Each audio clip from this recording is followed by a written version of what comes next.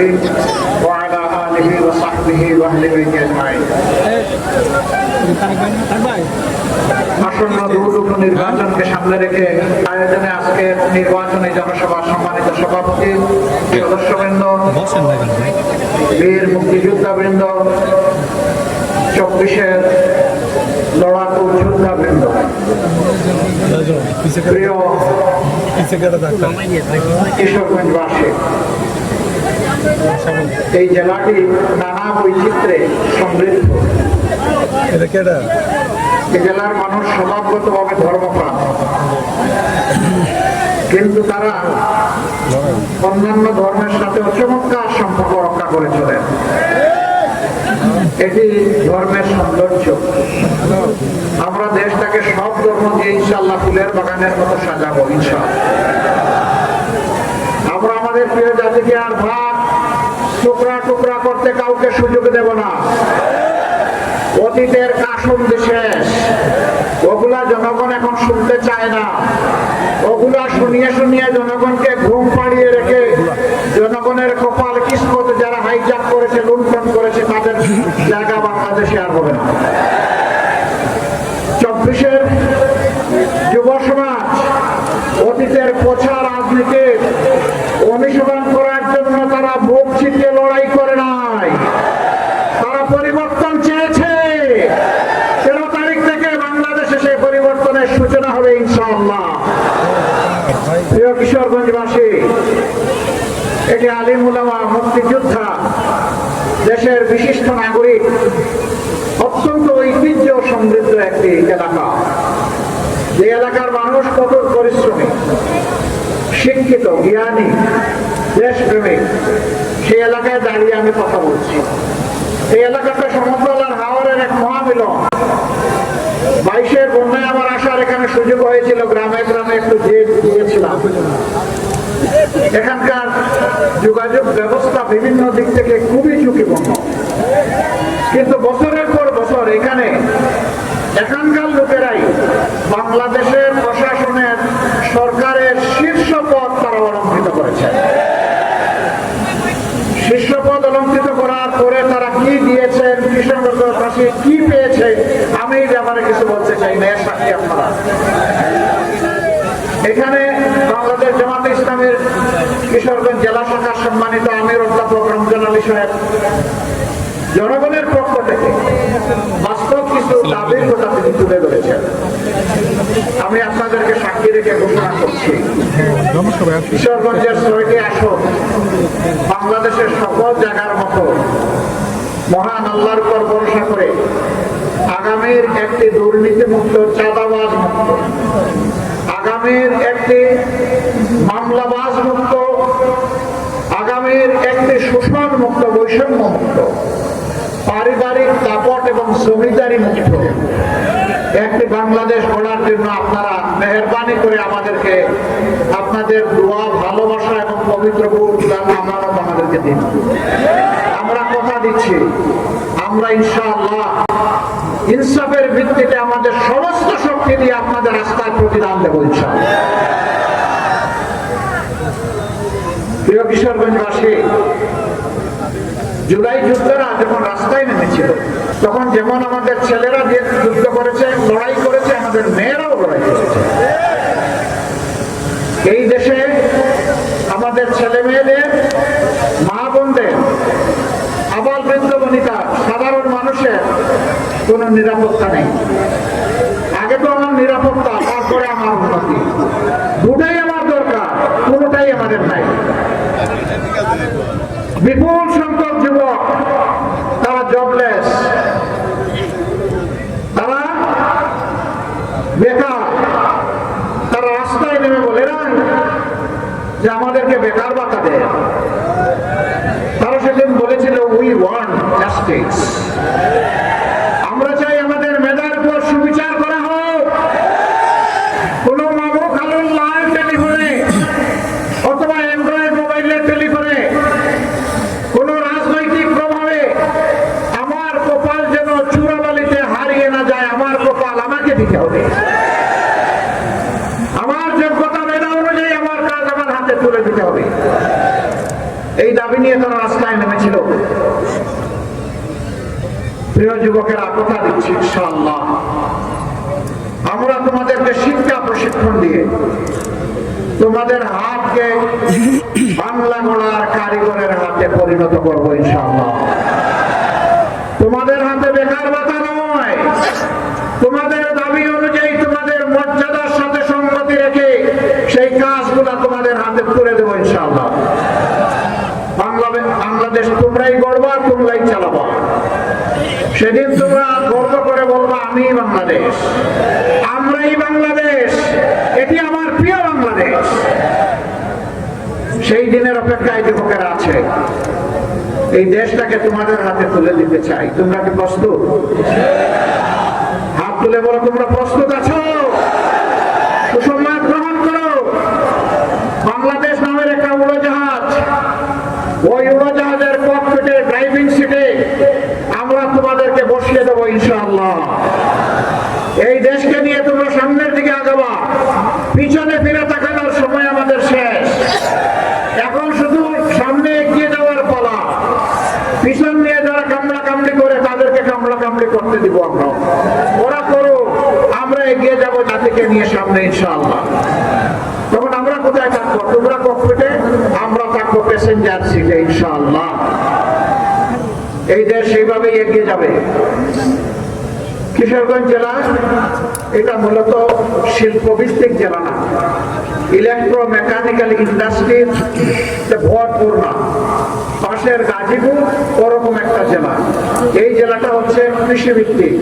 আমরা কথা দিচ্ছি কৃষিকে ইনশাআল্লাহ আমরা শিল্পে পরিণত করব। বলবেন এত টাকা কোথায় পাবে? ওই যে আমাদের দেশ থেকে 28 লক্ষ কোটি টাকা চুরি করে বিদেশে পালিয়ে গেছে, ওদের পেটের ভিতরে হাত ঢুকে সেই টাকা বের করে আনবো ইনশাআল্লাহ।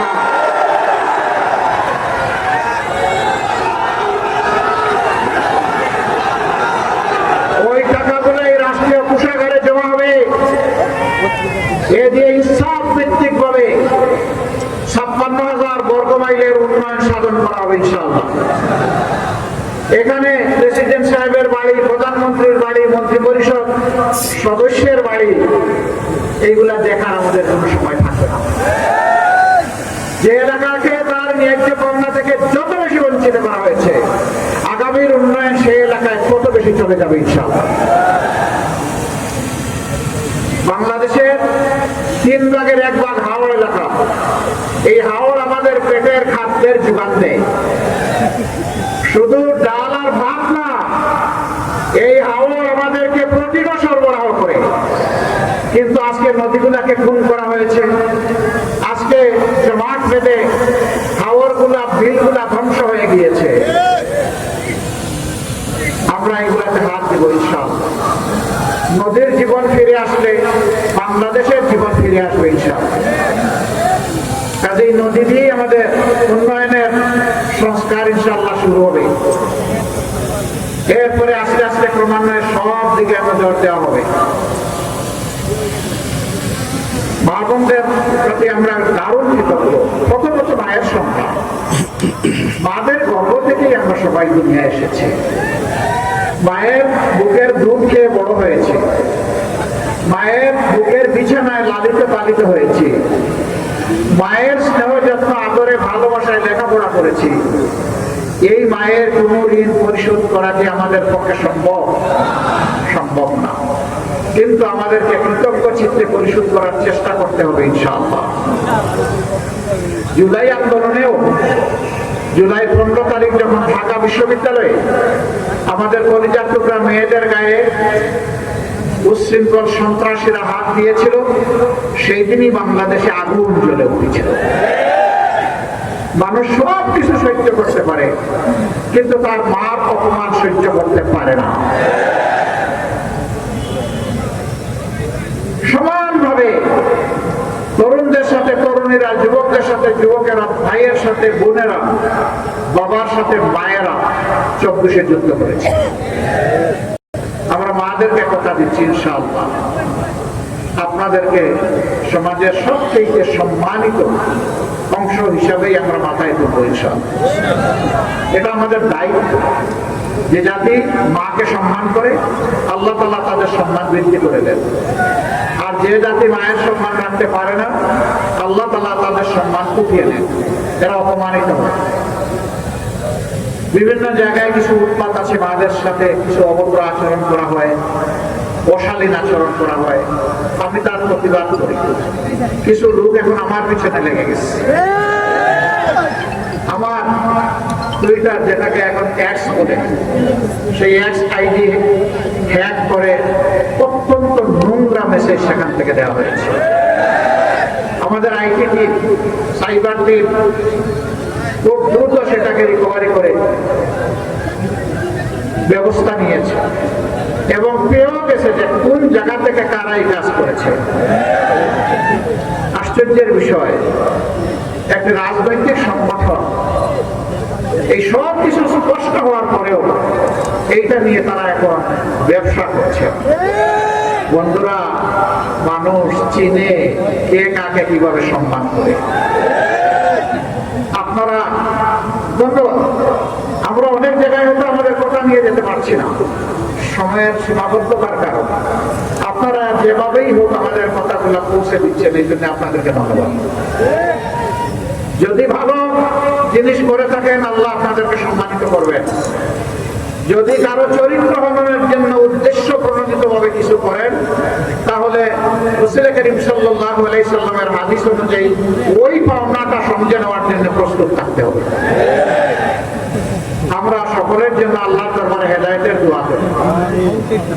আমরা পরিষ্কার বলেছি, আসেন আগামী দিনে কে কি করব আমরা সামনাসামনি ডায়ালগ করি, জাতির সামনে হাজির হয়ে যায়। খোলা ময়দানে জাতি আমাদেরকে প্রশ্ন করুক, আমরাও জবাব দেই, আপনারাও জবাব দেন, আর সিদ্ধান্ত নেওয়ার দায়িত্বটা জাতির উপর ছেড়ে দেন। সলেবলে কৌশলে যে কোনো ভাবে আমাকে জিততে হবে এই ধারণা থেকে বের হয়ে আসেন।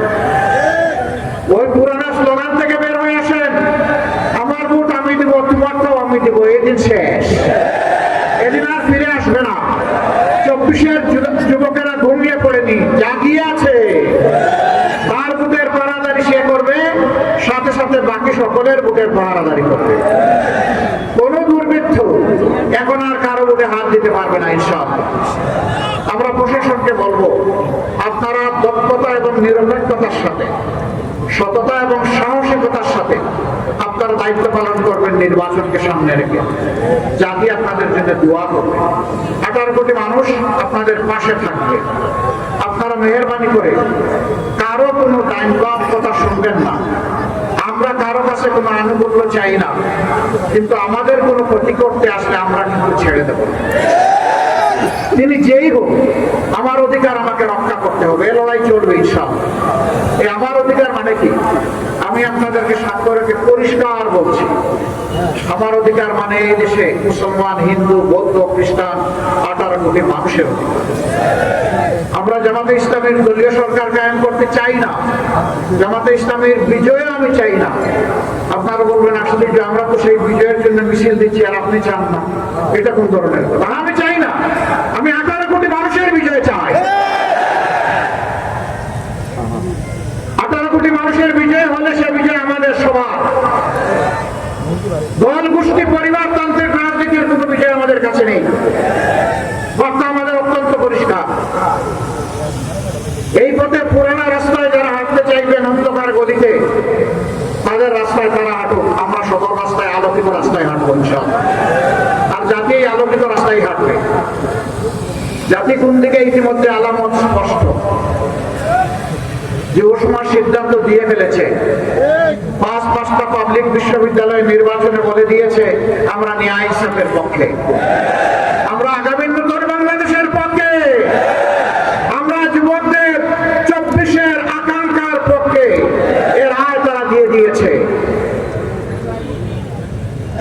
মায়েরা, বোনেরাও তারা তাদের অপিনিয়ন ব্যক্ত করতে শুরু করেছেন। তারা বলেছেন, আমরা, কেউ মাইন্ড করবেন না, এখানে 11 দল আছে, যা বলছেন আমি তাই বলতেছি। কেউ বলেন আমরা ইসলামী দলের হাতে নিরাপদ, কেউ সুজা সাপটা বলে আমরা জামাতের হাতে নিরাপদ। এই অবস্থা দেখে দেখে এখন একটু মাথা গরম হয়ে গেছে। কিশোরগঞ্জে তো বোধহয় এখন চৈত্র মাস না, হ্যাঁ মাঘ মাস, মাঘ মাসে যদি মাথায় এত গরম হয়ে চৈত্র মাসে কি হবে? একটু ঠান্ডা থাকুন, ধৈর্য ধরুন, 12 তারিখ পর্যন্ত জনতার রায়কে সম্মান করুন। সুষ্ঠু নির্বাচনে যিনি নির্বাচিত হয়ে আসুন আমরা তাকে অভিনন্দন জানানোর জন্য প্রস্তুত, কিন্তু চূড়াই পথে আর কোনো নির্বাচন হবে না, ইনশাআল্লাহ হতে দেওয়া হবে না। সমস্ত চূড়াইগুলি বন্ধ করে দেওয়া হবে, সেই পথেই আমরা এগিয়ে যাব। আমরা চাচ্ছি মানুষ একটু শান্তিতে নিরাপদে থাকবে, কৃষক তার জমিতে ফসল ফলাবে আধুনিক একজন শ্রমিক তার ন্যায্য পাওনা পাবে শ্রমের, এবং সে একটা মানবিক মর্যাদায় সেখানে কাজ করবে।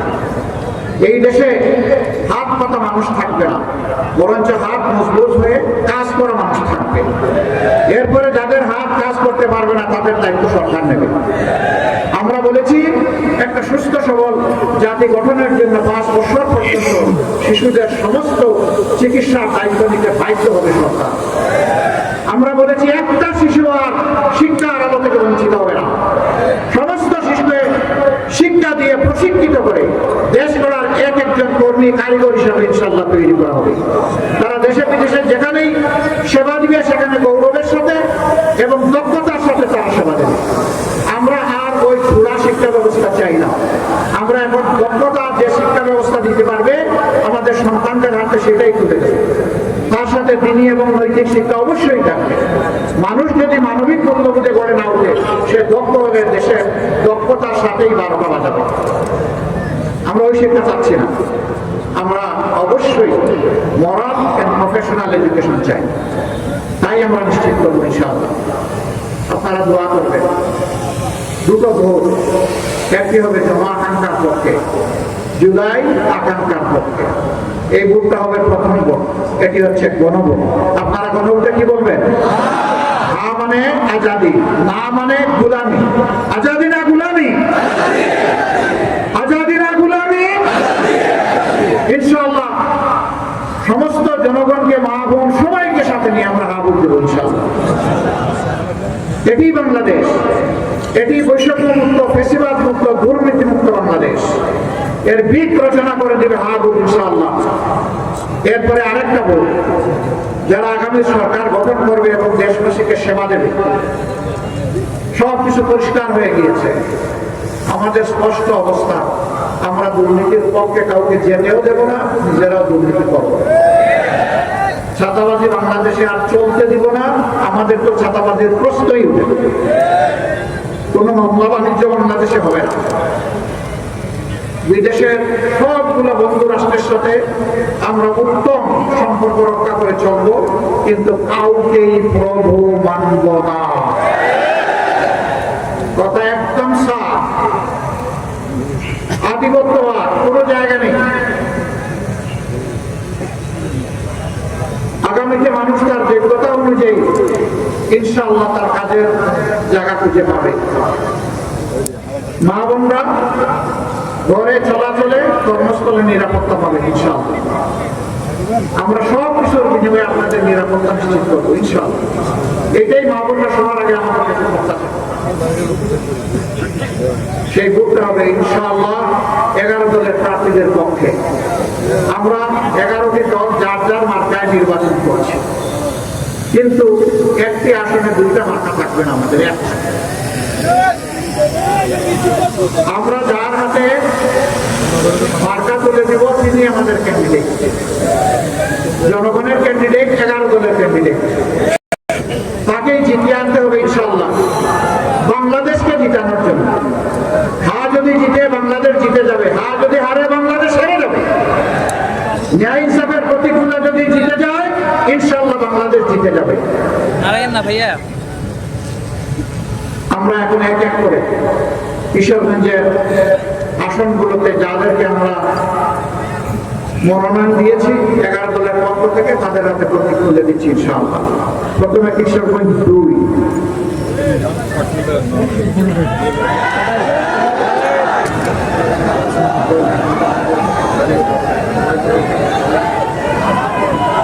ওনার হাতে আমরা আপনাদের পক্ষ থেকে প্রতীক তুলে প্রতীক দেখতে পাচ্ছেন?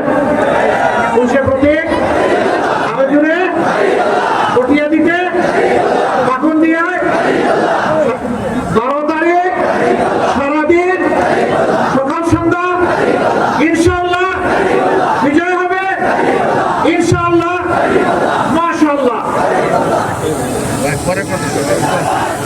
এরপরে কিশোরগঞ্জ কি করিমগঞ্জ অধ্যাপক জনাব কর্নেল জিহাদ খান, আপনার জিহাদ খান আসেন।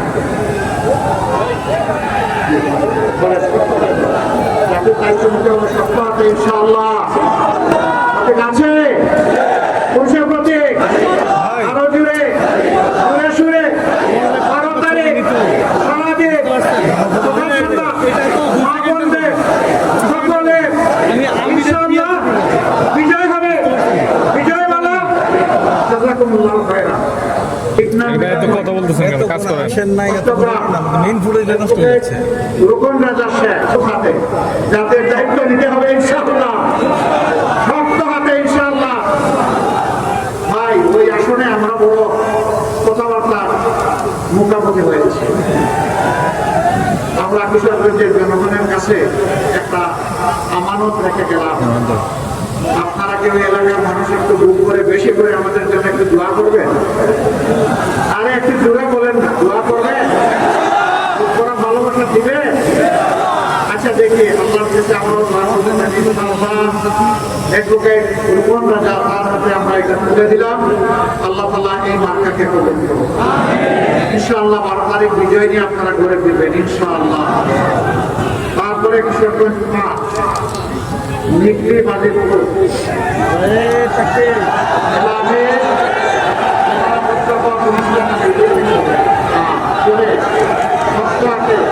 এইভাবে ধরতে হবে না, এইরকম করতে হবে। আলহামদুলিল্লাহ মার্কা আছে, বসে মার্কা শুনে শুনে আরো জুড়ে 12 তারিখ সারাদিন সকাল সন্ধ্যা ইনশাআল্লাহ বিজয় মালা, বিজয় হবে ইনশাআল্লাহ, মাশাআল্লাহ। এরপরে কিশোরগঞ্জ 6 কলিয়ারচর ভৈরব মাওলানা আতাউল্লাহ আমিন বাংলাদেশ খেলাফত মজলিসের কেন্দ্রীয় নেতা, জাতীয় নেতা ইনশাআল্লাহ। তার হাতে আমরা তুলে দিচ্ছি এমন একটি মার্কা যেটা বাংলাদেশে যানবাহন হিসাবে সবচেয়ে বেশি। মার্কাটা কি? মার্কা আছে, বসে মার্কা ইনশাআল্লাহ 12 তারিখ জিতে যাবে ইনশাআল্লাহ, মাশাআল্লাহ। সম্মানিত ভাইরা, আমি আপনাদেরকে অনুরোধ করবো এখন থেকে পাহারাদারি শুরু করেন। আসেন সবাই পাশাপাশি আসেন, এখন থেকে পাহারাদারি শুরু করেন। চোরাই পথে কোনো ভোট ছুট যাতে ঢুকতে না পারে, কালো টাকা দিয়ে মানুষের ইমান যাতে গরিব করতে না পারে, যাতে বিভ্রান্ত করতে না পারে। ইনশাআল্লাহ আপনারা টেকে দিতে পারবেন, আমি জানি আপনারা সংগ্রামী এলাকার মানুষ। আপনাদেরকে মোবারকবাদ দিয়ে বিদায় দেব। তার আগে আসুন আপনাদেরকে আমি আল্লাহ শুকরিয়া আদায় করে সালাম মহত্তর আওয়াজ করে একটু লিল্লাহি তাকবীর।